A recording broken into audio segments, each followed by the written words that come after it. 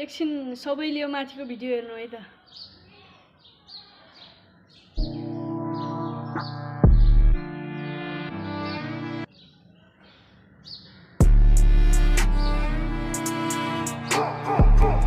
हेर्नुभयो होइन त भिडियो? कस्तो गयो मेस्सीको यस्तो उमेरमा पनि 38 वर्षको भइसक्यो होइन, तर पनि अझै फिर्की घान्न छाडेका छैनन् क्या उनले।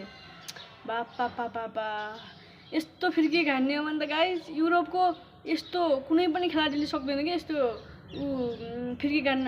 अहिलेको जेनेरेसनको आजकलको जेनेरेसनको कसैले सक्छ त यस्तो फिर्की घान्न? अनेस्टली फुटबल फ्यानको नाताले भन्नु छैन गाइज, अब यस्तो उमेरमा पनि यस्तो फिर्की कसले हान्छ क्या गाइज?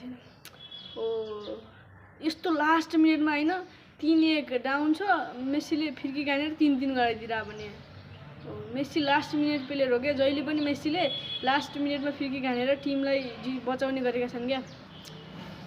ओहो हो यस्तो फिर्की मेस्सीबाट बाहेक अरूबाट खासै देख्न पाइँदैन है। मेस्सीलाई डिबक्सभन्दा बाहिर फल त गर्दै नगरौँ, त्यही भन्छु म खेलाडीहरू सबैलाई होइन। मेस्सीलाई फल गर्यो कि गोल भयो क्या, त्यो कसैले पनि रोक्न सक्दैन क्या। ओहो हो यस्तो गोल त कहाँ पो देखेका थियौँ र हामीले। अब तपाईहरुलाई मेस्सीको यो फिर्की गोल कस्तो लाग्यो तल कमेन्ट गर्नुलाई त। Thank you.